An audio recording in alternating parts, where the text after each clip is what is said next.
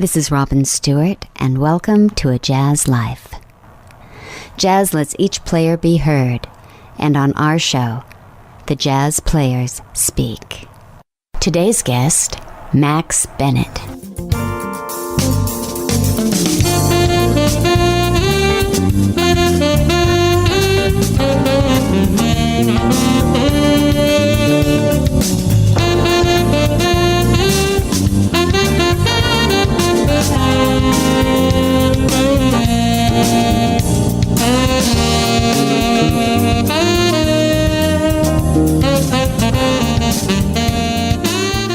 Over the course of his career, Max Bennett has performed with the legends, Miles Davis, Charlie Parker, Ella Fitzgerald.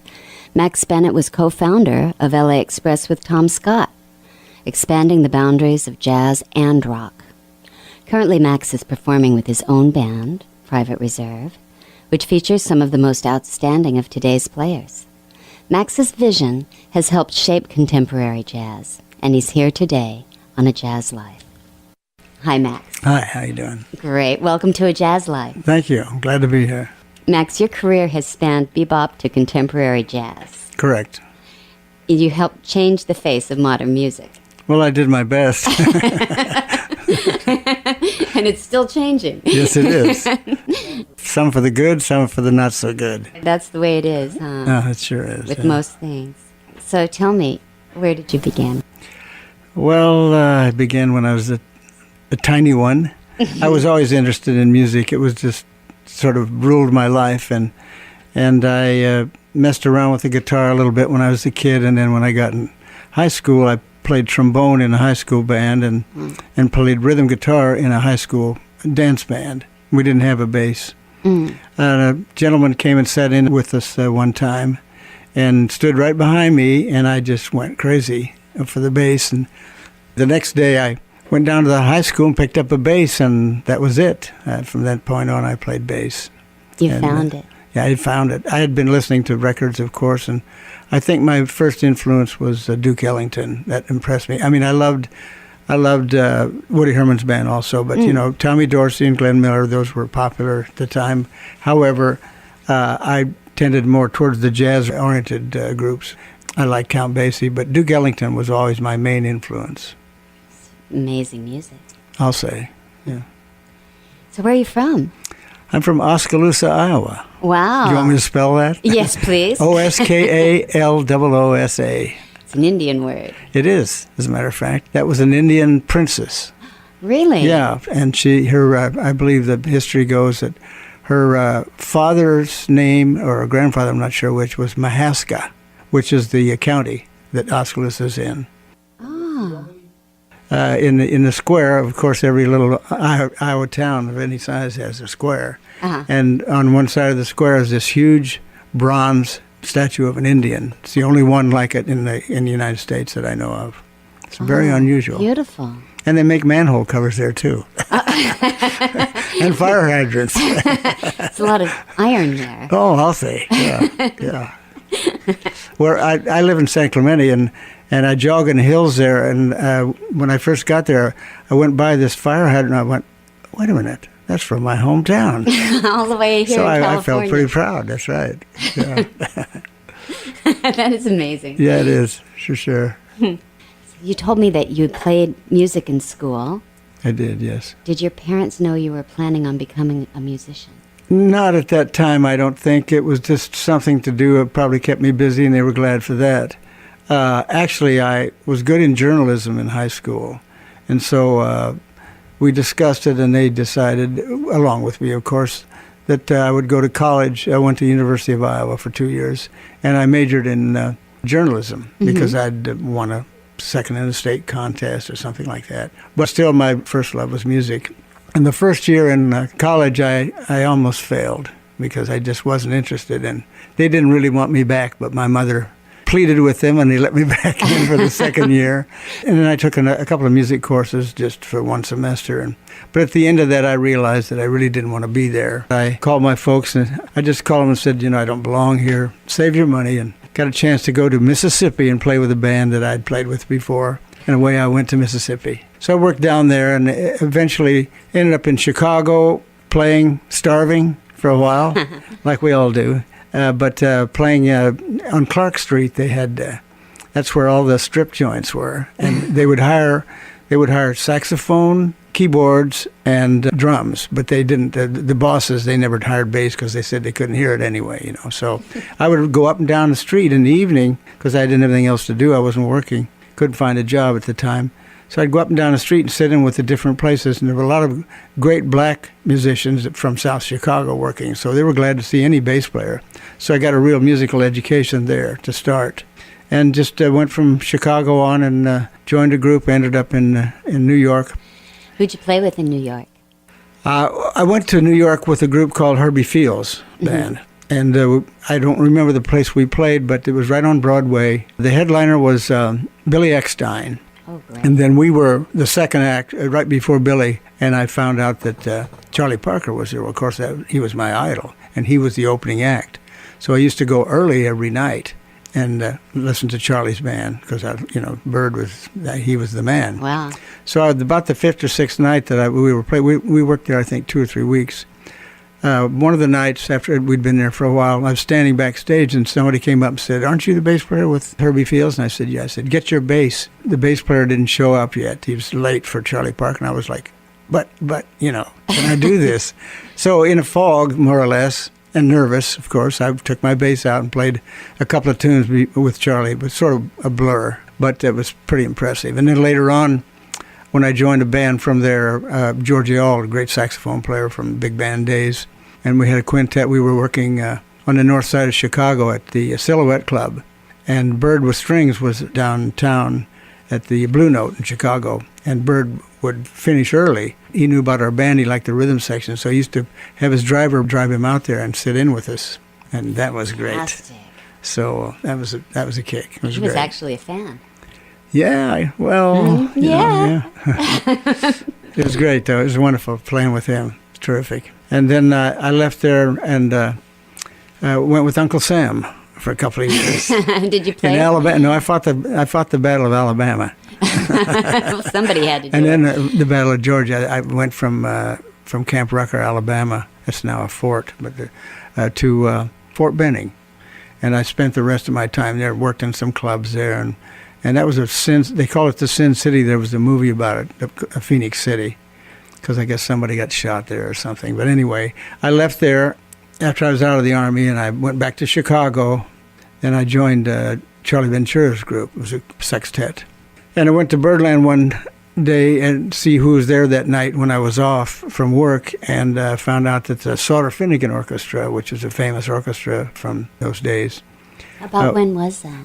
Oh, you really want to know, huh? I Oh, have here to we ask go. you. I was Oh, like, man. come on, See, man. I knew you Give were us going to the ask me landmarks. that. It was in the middle 50s, I think. Uh-huh. I was still a little child Youngster. running around loose. Heck yeah. But anyway, so I joined that band. They were looking for a bass player. Their bass player was leaving. So I joined that band and ended up out on the coast. And we were doing a TV show with this band at NBC, and I had a lot of time off. So I was living in Hermosa Beach. I used to go down to the Lighthouse, which was a real famous jazz place, and sit in down there. It was wonderful. And then I left that band. The band went back to New York, and I joined Stan Kenton's band.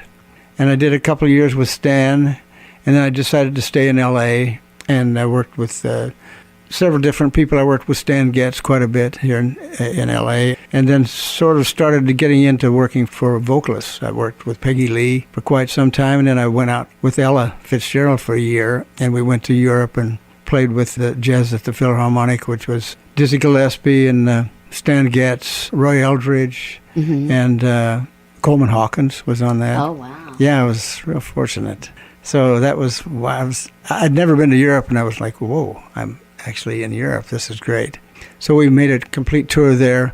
And then I came back and joined Peggy Lee after that until about, sometime in the 60s, and then I got into the studios and started working in studios. And that's when I started playing electric bass also, besides string bass. All the playing I'd done before was string bass, as we call in the music business, 4 on the floor. So then but I did have an affinity for electric bass. I just liked the way it sounded, and I realized the potential of the instrument as far as being flexible, and not only that, but I happen to be a fan of rock and roll too. Of good rock and roll, or good anything musically. But anyway, I started playing electric bass and did a few jobs and got into the studios, and then I spent from that time up until, till about 85 or so. Just kept busy. It was real busy. I got in just at the right time when the rhythm sections were really king, and we were working for everybody. Actually, I skipped quite a bit of the career. In the 70s, I started a group with Tom Scott called Tom Scott and the LA Express, and we recorded our own CDs and also albums with Joni Mitchell. We did the Court and Spark. And those were great recordings. Yes, they were a great blend. How'd you meet Tom? I met Tom in the studios. We worked a lot of things together, and Tom actually had a straight ahead, like a bebop type jazz quartet. Oh, really? And they were working at the place in Hermosa Beach, the lighthouse. The lighthouse, yeah. And he called me one Sunday and asked me if I could sub for his. He had a great string bass player, Chuck DeMonico, who has since gone on to bass heaven. And among those not present. Right. So he wanted to know if I'd come sit in. I said, sure, but they had I think they were playing like from 3 to 7 or something like that. So I said, sure. And I said, was it okay if I played electric bass? He said, sure, that's fine. So I went out, and it was just me. I can't remember exactly who the first drummer was that played with us, but it was me, a drummer, Joe Sample from the Crusaders, and Tom Scott. So we played, and it was just something happened. Something just clicked. It was like a chemistry thing, and this is pretty good. So Tom said, you want to come back next week and play? And I said, sure. So I brought my very first tune that I ever wrote, a contemporary jazz tune of that kind of thing that we were interested in at that time. So it just clicked, and then eventually after a few times we ended up at the Baked Potato in Studio City in Los Angeles, in the Valley. And then John Guerin, who'd been busy on the weekends going out with Roger McGuinn, joined us. And John and I had worked in the studios, hundreds of dates anyway, so we all were familiar with each other. And so we started with the quartet, and I kept hearing a guitar in the band. I was thinking, there's so many good things with guitar. Not so much the bebop kind of guitar, because I get a little weary of that same round, soft sound. But all the things that a guitar can do, like the rock and rollers do, but with a jazz vein. So we tried one guitar, and then Larry Carlton came in and sat in with us, and that was it. I mean, that was the band. And then somehow Joni Mitchell, somebody told her about the band. She came in and heard the band, loved the band, and asked us if we'd like to do a couple of tunes on her next album. We said, well, sure, fine. We were recording musicians. So we got there, and Joni started playing her things. I'd been buried in the studios, and I wasn't that familiar with what she did, but she sounded great. But Joe and I looked at each other, Joe Sample, and thought, gee, I don't know if we can do this or not. Is this going to work out? But anyway, we did the first tune, which was Help Me, which is on the Court and Spark album, and that was it. So we did the whole album. That was the Court and Spark album, and that was the biggest album seller she ever had. Let's play that now.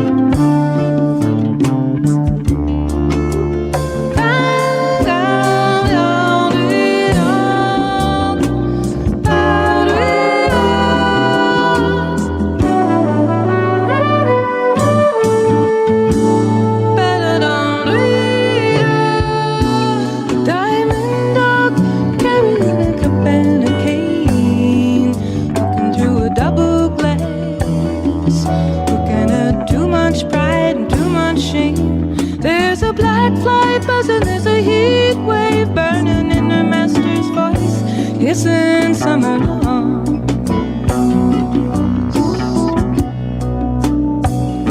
He gave her his darkness to regret and good reason to quit him. He gave her a room full of Chippendale that nobody sits in. Still she stays with a love of some kind. It's the lady's choice, the kissing of summer long.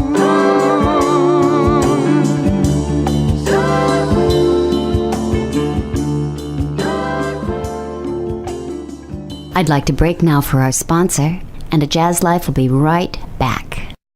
A Jazz Life is back, now aired on Facebook and YouTube. This is a revitalized interview from 2005. Check back for new interviews with improved equipment. A Jazz Life, brought to you by A Jazz Life. Max, you're a fabulous bass player. Thank you. You're welcome. Who's your favorite? Who's I your don't have a inspiration? favorite. I have inspirations, yes. My first inspiration was a bass player that played with Duke Ellington, Jimmy Blanton. This was, I think it was in the 30s maybe. He was very young, way ahead of his time, and he was a great influence.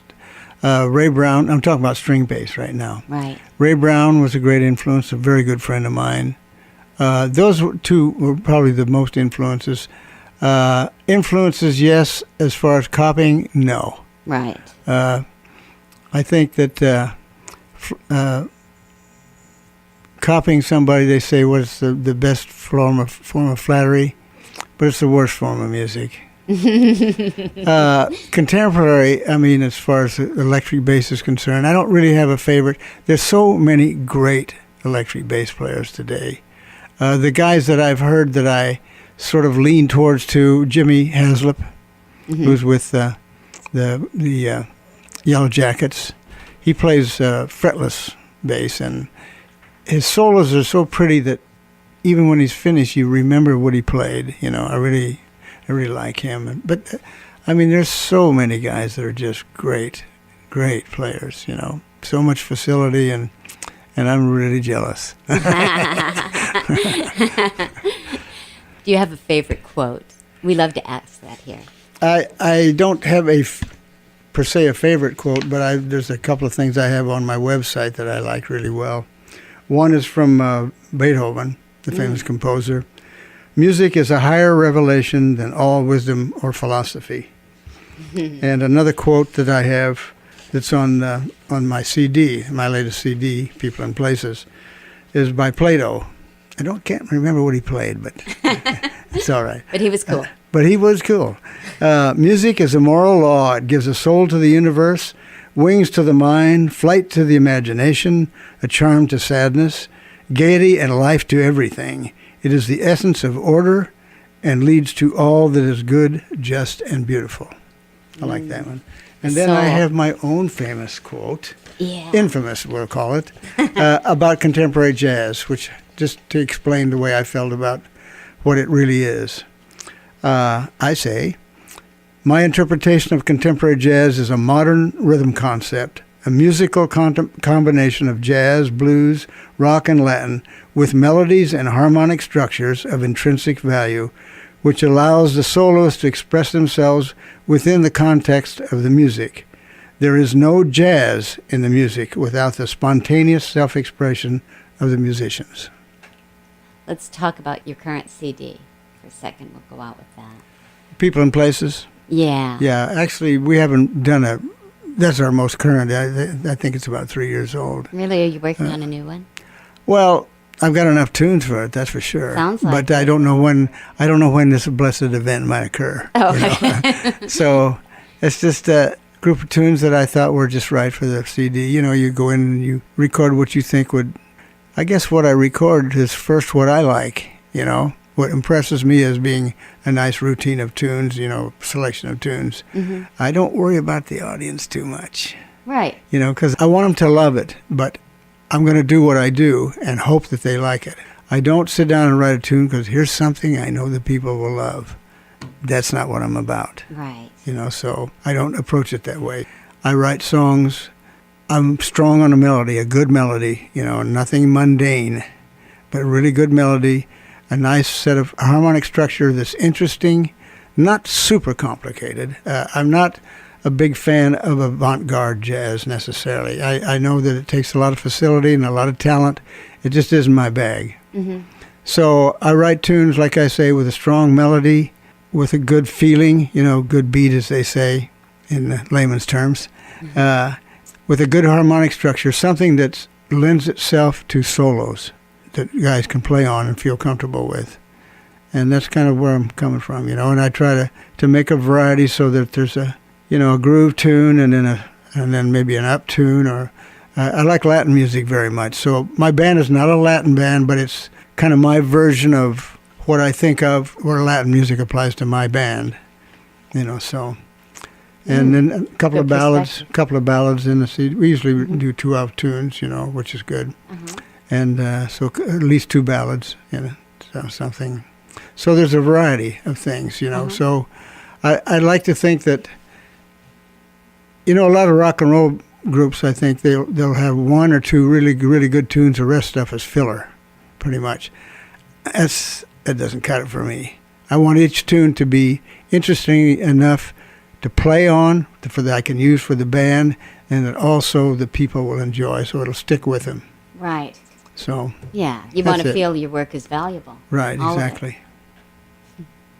And they can get it from maxbennett.com. That's right, they can. They can, and they can get your schedule. Yeah.